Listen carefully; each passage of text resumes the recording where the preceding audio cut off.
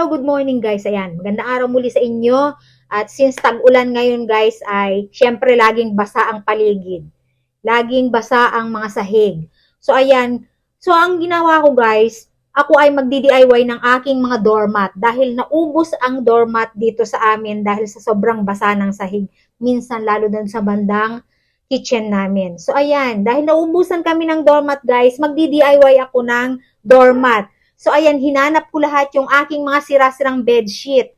Hindi ko i-dinidispose, guys. At ito ay gagawin kong doormat. So, ayan, bago ako mag-umpisa, guys, ay welcome back to my channel, Hilda Chavez Ebio po. At sa lahat ng subscribers ko, guys, sa lahat ng mga bago at mga nag-follow sa akin, at sa lahat po ng sumuport sa akin, ay saludo po ako sa inyo lahat. God bless sa inyo.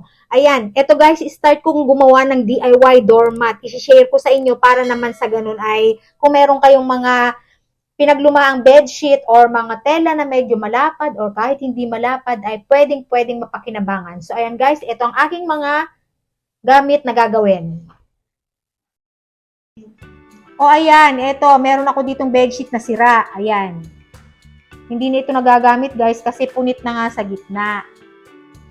So, ang hirap naman gamitin kapag punit ang bedsheet mo. Lumulusot na dito ang mga paa, hindi ka na komportable sa iyong sapin. Kaya, para magamit pa ito, ayan, tingnan nyo guys, ang laki ng punit. Ayoko na rin naman tahiin pa para gamitin ulit kasi may paggagamitan naman akong iba. Ayan, meron din ditong punit. Malaki pa naman tong bedsheet na to, queen size. Ayan. At syempre, may isa pa dito. Dalawa ito. At meron pa nga akong mga iba pa doon. Ngayon, dalawa lang muna ipapakita kong gagawin sa inyo kasi hahaba masyado yung video ko kapag lahat yun na i-video kong gagawin ko. Ayan, ito rin guys. So, ayan, o, laki din ang punit. O, ayan. Kaya, habang nanonood kayo nito guys, pagkatapos nyo akong panoorin, kuha na kayo ng inyong mga bedsheet na sira. O, ayan, hatiin ko lang dito sa gitna. Gagawin ko siyang 1/2. Kasi, bawat isang bedsheet, 2 doormat ang magagawa ko dito. Yan, napakadali lang. Wala itong kahirap-hirap, guys. Hindi na kailangan dito ang training. Manood na lang kayo, guys, nitong ginagawa ko at kayang-kaya nyo rin. Hindi na po kailangan dito ang degree. Ayan. O, ayan, tupi ko lamang. Yung isang 1/2 niya, yung kalahati niya, tutupi ko na. Ayan, tupi. Ayan. At tupi uli. O, ayan. Unatin nyo lang mabuti. O, ayan, tupi uli. O, ayan. Ganyan na siya. O, diba? At, nagtira ako ng konting tela. Kumuha ako, gumupit ako dun sa malaki. Dahil gagawin ko siyang itatahi ko sa gilid niya. Ito yung gagawin kong lining dun sa gilid. Para maganda yung doormat ko. Kailangan tahian ko pa siya ng another tela sa gilid. Kasi pangit naman kapag hindi lalagyan ng ganun.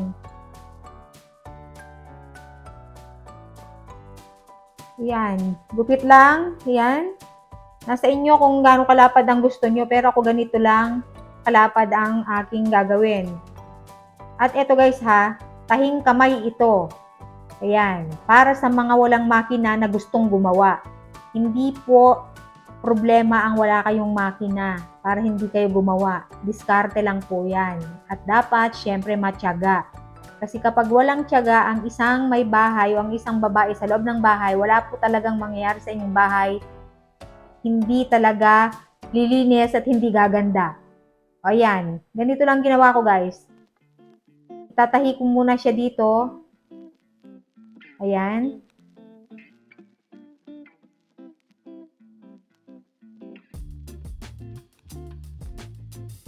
O ayan, tahing kamay talaga guys ha. Kitang-kita nyo, hindi ako gagamit dito ng makina. Pero syempre, kung may makina kayo, mas maganda. Ito kasi sinishare ko para dun sa mga walang makina. Na pwedeng gumawa sa kamay.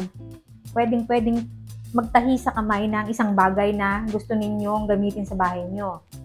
Yun nga lang medyo mabusisi saka matagal. Pero pwede. At kung meron kayong makina, mas maganda. Ayan guys, tinahi ko na at pinabaliktad ko siya para mas malinis tingnan. Ayan. O. And then, dito ko na siya tatahiin ng mas pino. Back stitch para hindi halatang tahing kamay. Ang kalalabasan nito guys, pino yung tahi para siyang tahi sa makina. Ayaw nga lang medyo matagal. Kasi pa isa-isa, para kang nagboborda. Kasi ginagawa ko talaga guys, hobbies, yung mga ganitong bagay. Nag-e-enjoy ako sa ganitong bagay na meron kong ginagawa na makabuluhan, na pwede kong gamitin, mapapakinabangan. Ayan. Hindi talaga ako guys nauubusan ng idea pagdating dito sa loob ng aking bahay. At kapag may mga bagay-bagay akong luma na o patapon, talagang hindi ko talaga yan itinatapon tulad ng sabi ko dun sa mga nauna ko pang video. Kasi lahat yan napapakinabangan ko. Mahilig talaga ako mag-DIY guys. O yan. O ito na guys, tapos na. Natahi ko na siya. Ayan. O, ang linis diba? Pino yung tahi niya, parang makina. Walang halong biro guys, hindi ako gumamit ng makina kasi ang aming makina ay nasira. Kaya hindi ko magagamit. Talagang kamay ito. Kasi baka isipin na naman ng mga iba dyan na niloloko ko sila.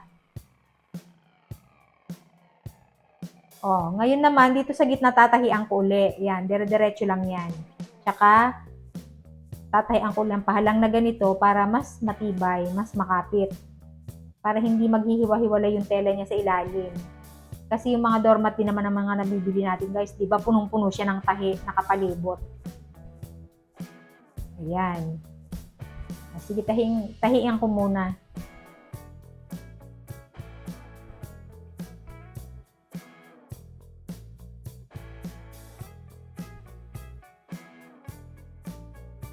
So, ganito lang guys ang gawin nyo. Mag-isip kayo ng mga bagay-bagay na magagawa nyo sa bahay nyo kapag free time. Dun sa mga mommies na wala naman ng ginagawa, wala nang inaalagaan ng mga baby, malalaki ng inyong mga anak, ay mag-enjoy na lang kayo guys sa paggawa ng mga makabuluhang bagay sa loob ng inyong bahay. O diba, medyo masakit lang sa kamay, lalo kapag nirarayuman na kayo. Mahirap yung nagtatahi talaga. Pero ako dahil sanay naman ako, kaya hindi na ako nasasaktan, hindi ko iniinda, hindi ako nirarayuma sa ganito. Mas nirarayuma ako kapag wala akong ginagawa. O ayan, tapos na guys. And then tahian ko ulit dito sa ayan, tapos na yung gitna. O nakita nyo naman guys, tahing kamay yan, pero pino. Ayan, tatahian ko ulit ng 4 na tahinan naman na ganon. Para lalong mas matibay. Kasi kapag walang tahi ito, madali siyang maghiwa-hiwalay. Baka mapunit agad. Masisira din agad.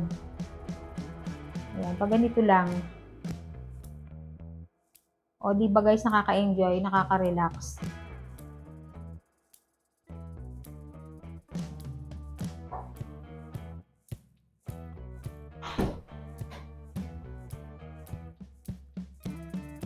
Siyempre ito guys, ipinapakita ko ito dun sa mga mahihilig magtahi at mahihilig mag-DIY.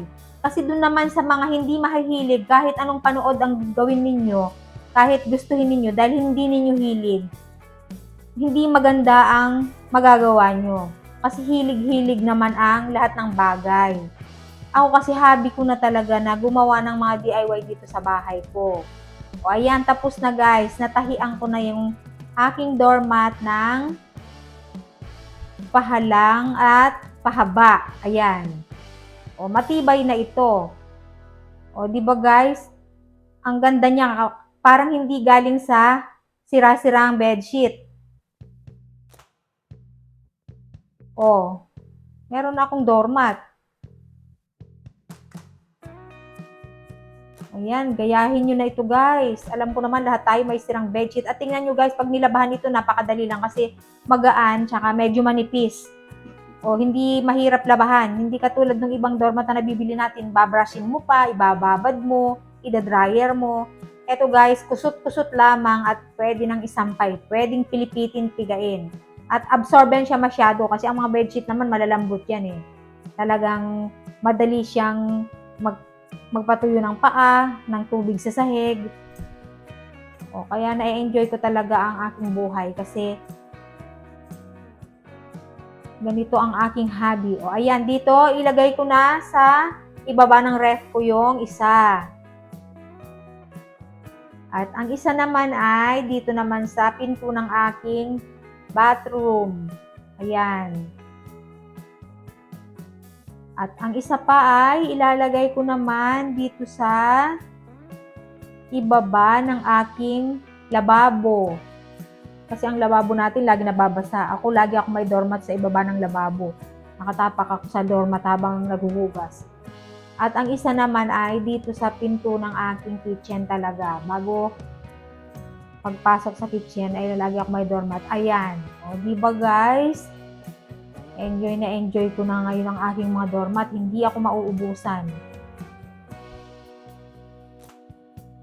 Yan, gawa na kayo. Kasi hindi naman mahirap. At patapon ang materials. O, di ba? DIY talaga siya. O, at eto na nga guys, nakagawa ako ng 4 na doormat na nagmula lang sa aking mga lumang bedsheet. Ayan, mabuti hindi ko yun itinapon. Kasi inisip ko nga dati, ano nga bang gagawin ko rito? So, ang hirap naman itapon lang sa basurahan o kung saan-saan dahil hindi nga nalulusaw ang tela. So, ayan, kaya na-recycle ko pa guys at mapapakinabangan ko pa ito ng medyo mahaba-habang panahon. At hindi ko na syempre bibilhin. At nakatipid na ako. Yun ang pinaka-importante guys, nakatipid ako. Dahil ang dami ko pa doon na pwedeng gawin. Ayan, gagawin ko pa yung mga iba. Ipinakita ko lang sa inyo na nagkaroon ako ng 4. Ayan, at saka guys, medyo magaan siya labahan. Pwedeng kusutin ng kamay. Tapos absorb siya, yung tubig, madaling mag-absorb. Ayan guys, kung bibilihin ito ay mga 35 din ang isa or 3 100. So nakatipid na ako. Medyo nakatipid ako at hindi ko na kailangan talagang bilihin. Kaya maging maparaan po kayo sa inyong mga gamit. Huwag tapon ng tapon at lahat po ng gamit natin ay napatapon ay napapakinabangan po yan. So, ayan, katulad nito, ay may doormat na akong 4 at marami pa akong gagawin. Ayan, guys. Thank you very much, guys, sa inyong panonood sa aking munting video at sana ay nasa mabuti kayong kalagayan, lalo ngayong panahon ng tag-ulan. Mag-iingat po kayong lahat. At doon, guys, sa lahat ng sumuport sa akin at sa lahat ng mga nabigyan ko ng konting biyaya doon sa mga kabataan, ay galing po yun sa lahat ng mga supporters. Ayan, salamat po sa inyo. Sana po ay pagpatuloy po ninyo ang kahit pag-views po lamang ng video kasi malaking bagay po yun. At maraming kabataan po na naghihirap ang natutulungan po ng inyong mga views. Kaya thank you very much guys at hindi ko man kayo mabalikan ng aking mga pagtulong sa inyong mga ginawa sa akin ay itinutulong ko po sa iba, lalo na dun sa mga kabataan po na palagi ko pong tinutulungan. At gusto ko pong maipagpatuloy yun. So, ayan guys, sana ay lagi nyo po akong suportahan at kayo po ay laging nasa aking panalangin sa bawat araw ng aking buhay. Salamat po ng marami sa inyo at talagang saludo po ako sa inyo guys dahil sa inyo po nagsimula ang lahat, natupad po ang mga pangarap ko sa buhay.